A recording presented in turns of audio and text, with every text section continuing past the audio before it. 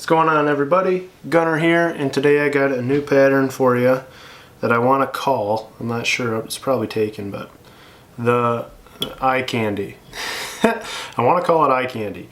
Now the reason why, this is completely outside of my kind of wheelhouse and my standard design, and it's because I have a specific species in mind. You can call them moon eyes, you can call them marble eyes, you can call them walleyes, but basically you got an eye. And so I wanted to call it eye candy for that reason. But it's supposed to be an articulated jig and leech, and it's a super simple, I mean this is like a 10-minute articulated pattern here, and it's a jig fly. And I don't do a lot of jigging, but I'm going to talk about it at the end, and so stick around if you want to hear that. And I'll go over, I don't know how I intend to fish it, obviously what it's intended to be fished for, and just kind of fishing in general. So we're going to do an articulated fly. Both hooks are actually a size 4 A-Rex Nordic Light stinger hook, and I'm tying with a 100-strand GSP. I'm coming in with 2 strands of pink dyed pearl Flashabou. I'm just going to pin that right to the top of the hook.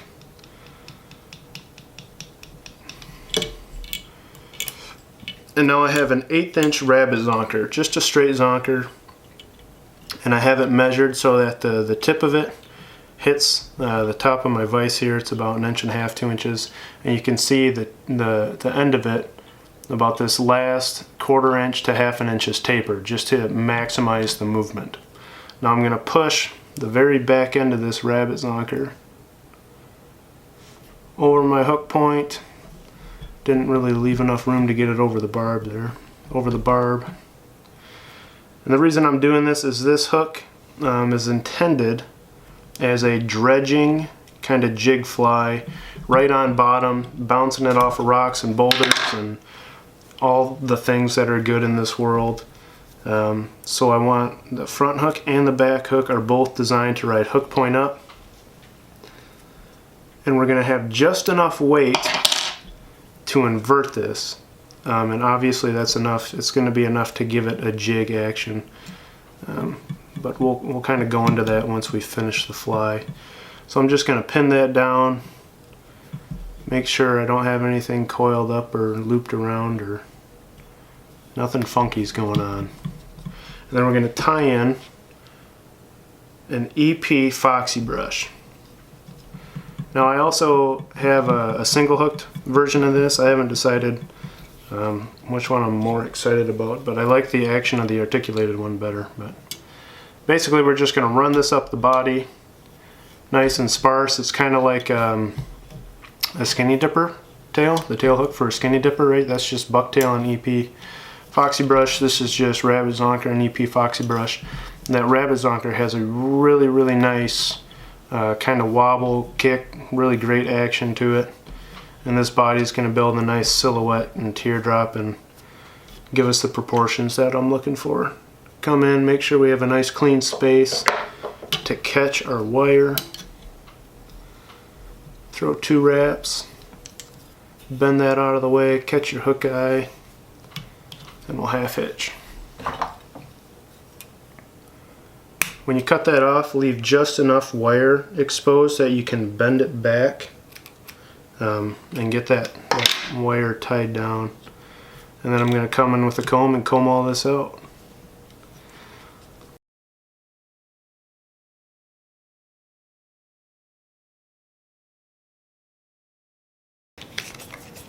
So this front hook again is the same as the back hook. They're both size 4s. Then I'm going to take it, I'm going to place the hook eye, see if I can do this so that you can see it. Place the hook eye inside a pair of pliers, and you want it to be just a little bit deeper than the hook eye. Take that, it's backwards.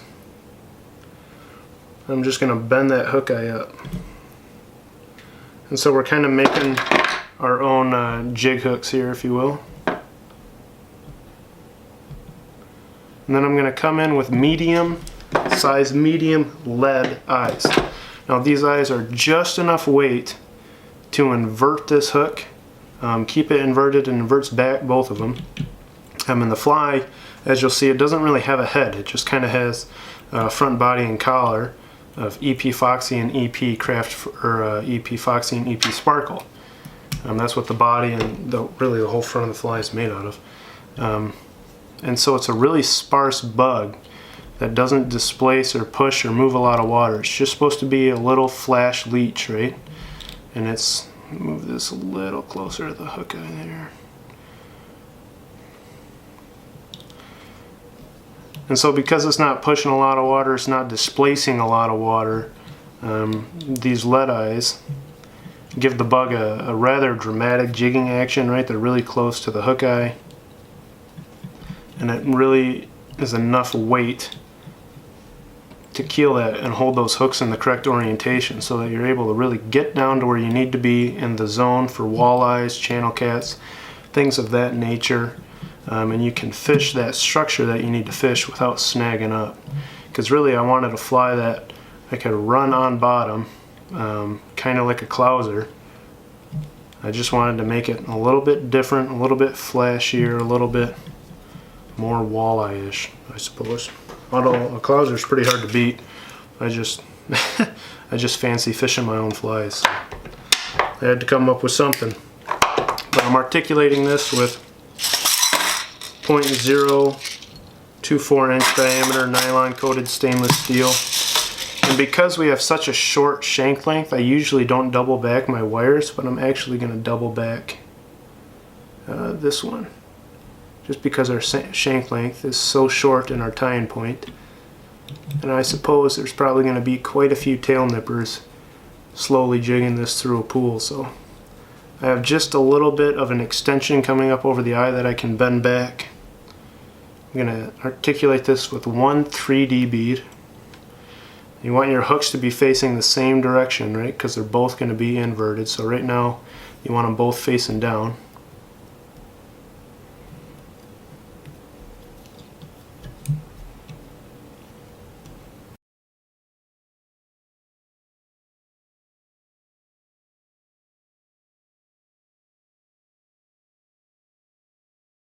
And as that glue's drying, we can take our brushes now. We're going to take the EP Foxy on top, the EP Sparkle underneath. Make sure these are lined up.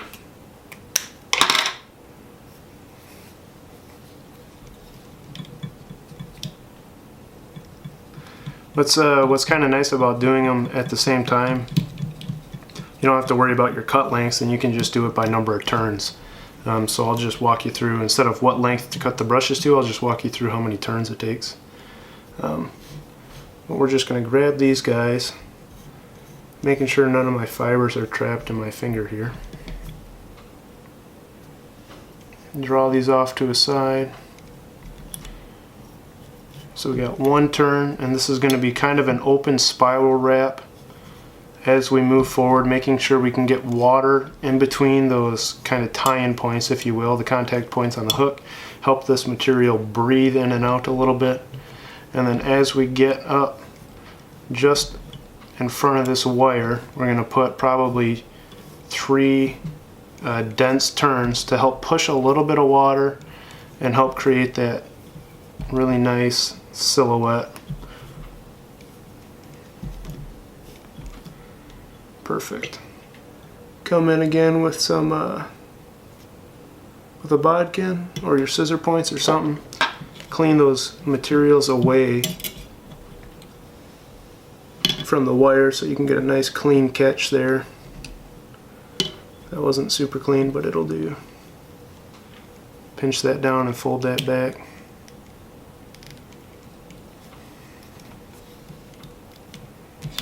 Kind of a weird way to half hitch.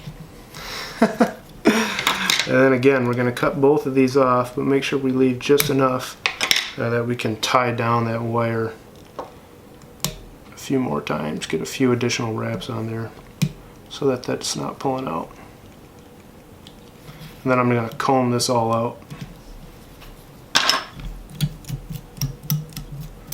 So this is a super simple fly, right? I mean, it's very straightforward. You need basically 3 materials, although I'm gonna make it fancier. But right now it's a completely fishable articulated flash leech, right? Completely fishable. Something I'm going to add, I'm going to do some, these are Senyo's fusion foil legs, and a purple blue color. I'm just going to pin these right behind the eyes, one on a side, just like that. And then I'm going to make a dubbing loop. Oh, I just ran out of thread. I'm going to half hitch in here. I got to put new thread on.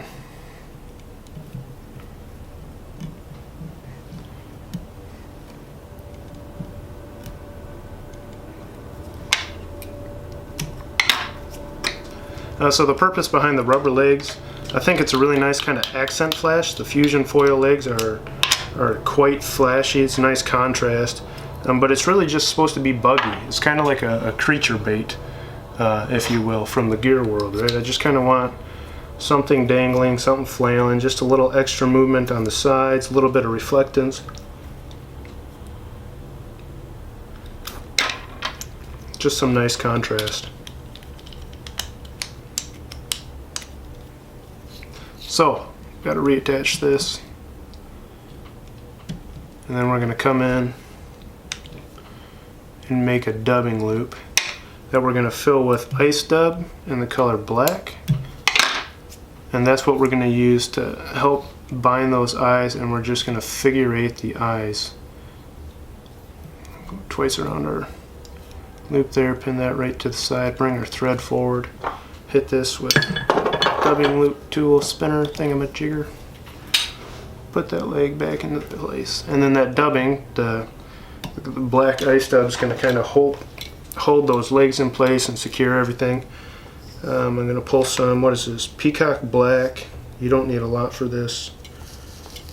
I'm going to give the head a little bit of contrast. We're using some UV dun and a little bit of hot yellow. So those are the three for this. And so this head is just supposed to be nice and slippery. It's not going to trap or hold any water. It's just putting some sparkle up front, helping to cover these thread wraps, and really just cleaning up the fly. And I'm going to put these kind of nice and sparse through here.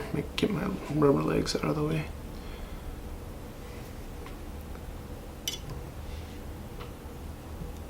I just want this nice and sparse so that I can figure eight those eyes a couple times. It's going to be really durable, so I can come through and brush all this out and pick all this out when it's all said and done. If you were to just dub it on your thread, it'd be a lot harder to pick it out and make a durable head on this fly. The dubbing loop is going to be far more durable in that regard.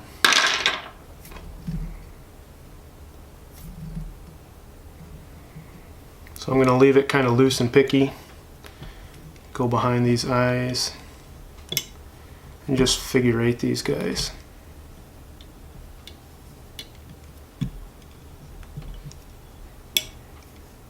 Got a nice bushy head on that now. Oops.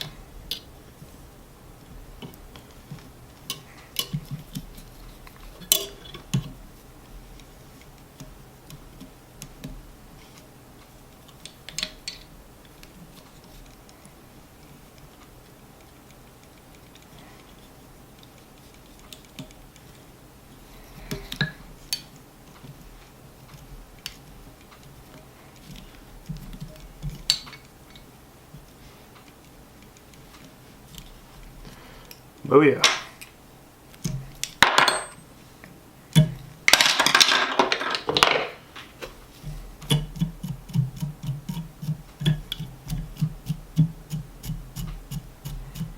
Just roughing this up, get these fibers to bleed out of here.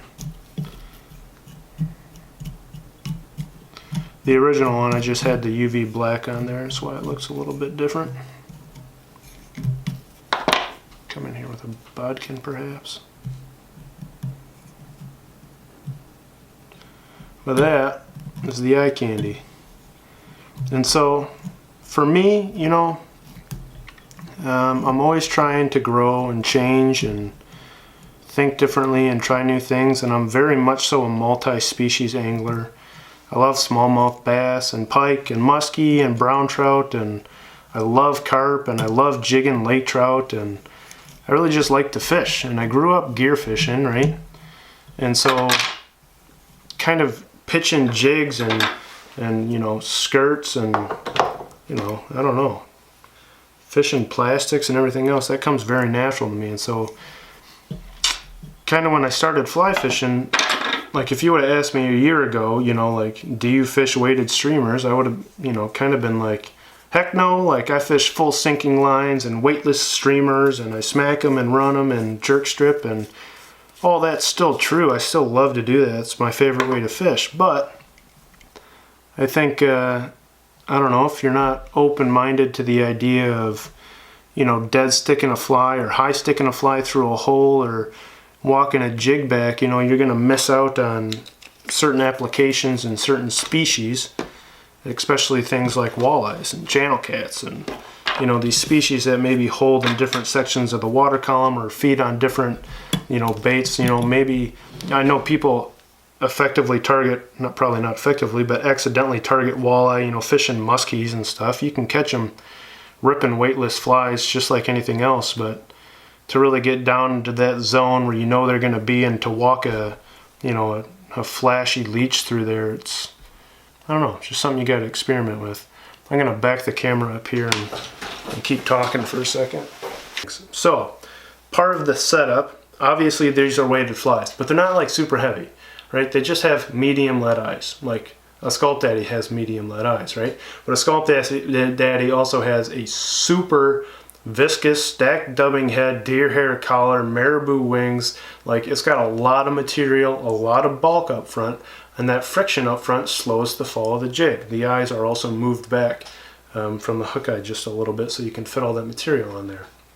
And a pattern like that obviously also rides hook down. And to, you know, a Sculpt Daddy and triple Sculpt Daddies and Martians, the whole design is that front hook, the entire front hook is the head, right? That's the proportions I want. I want a head that's a third as big as the body, because I'm imitating sculpin, right?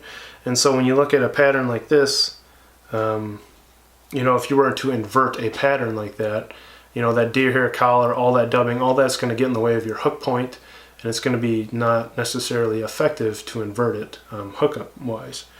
And so, you know, this is just a nice little slick jig fly, double hook points up. I've tested this. The eyes are the perfect amount to keep this to ride the way it is. That rabbit zonker wiggles like crazy. The articulation is really nice. It gives a really nice action to that fly. But, you know, so I don't know, I'm getting lost in my thoughts here. But the way I intend to fish these, so here's another thing. When you take one of those weightless flies, anything with a hook down, and you're trying to dredge it, you're trying to get it into a different zone, a different depth to target different species. A lot of times that line is now dragging on the bottom. That line is hitting rocks, it's hitting twigs, it's hitting branches, and a lot of times when you go to animate, instead of getting a jig and a lift, you're wedging that fly's head in between structure, in between rocks, boulders, cracks, and crevices, and you snag up a ton. And so one of the things to consider when you're fishing jig flies, flies intended to be dredged, for whatever reason you're doing it, really consider fishing a floating line. Obviously it depends on the depth. Like if you're fishing a lake in 30 foot of water, don't fish a floating line. But like in my rivers here in Duluth, you know, a deep hole might be 6 feet. Or it might be 8 feet, right? If I have a 7.5 foot leader, I can effectively reach that zone still with a floating line. And what's going to happen is the fly, as it starts to pull your floating line under, it's going to slow the fall. And now you don't have a super heavy weight, right? It's just medium lead eyes. So you have this really nice kind of cyclical jig fly that doesn't drop like a rock to the bottom. It weighs enough to get down, but it still falls at a relatively natural rate. And that fall rate is something I'm a big fan of. I don't like flies that drop like rocks, right? I want something, even though it's intended to be dredged, high sticked, jigged, whatever, I still want a slow fall rate. And so being able to fish it on a floating line, it keeps your line above the fly. So when you animate, your fly lifts instead of runs into stuff. Your line is unobstructed. It's not getting wrapped around rocks. You're not hurting your line in any way, shape, or form, right? and it's going to help slow your fall rate when you get into a deeper pool or anything like that. And it's also just kind of easier to manage a lot. You know, sinking lines sink around your feet and stuff. So when you fish a jig fly like this, the eye candy or whatever, really consider fishing it. You know, I just got a new 8-weight line. I got the Rio Muskie Pike and floater for my 8-weight to fish these for lake run walleyes here in Duluth. And another thing to consider is your line. You know, when you're fishing a floating line, you don't just take your dry fly line and put a streamer on it. Fly lines are designed to be able to turn over a specific mass or something, right? It's all about taper and reduction of energy and weight forward and all this crap that I don't really get all the time. But a streamer line is aggressive, it's fat. When you get towards the tip, it has a really fast reduction of taper. It's all about being able to whip that fly out, turn over a big fly. Likewise, when you use a heavy fly like this, really consider using 20-pound, 30-pound tippet. You obviously still want to reduce it, whether you go from 30, 20 to 10, but you don't want to just put on like a 3x leader, because 3x is big, and put it on your dry fly line, because it's not going to have the mass it needs to turn this bug over. It needs mass and it needs taper, right?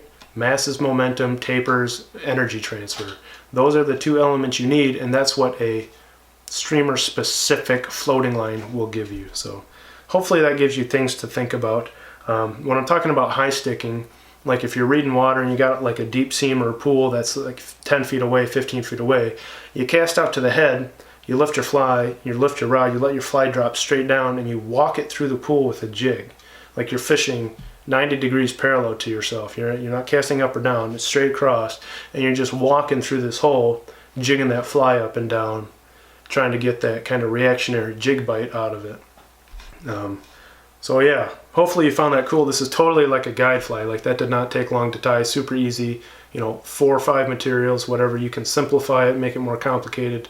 You can obviously bulk it up if you want, but I think it's pretty slick the way it is. So thanks for watching. Hopefully you enjoyed that. Tie up a few and try it. Opener for some walleyes, channel cats. If you ever got, in the winter, if you ever got deep water smallies, whatever you're doing that you need to get down, give it a try. Thanks for watching. See ya.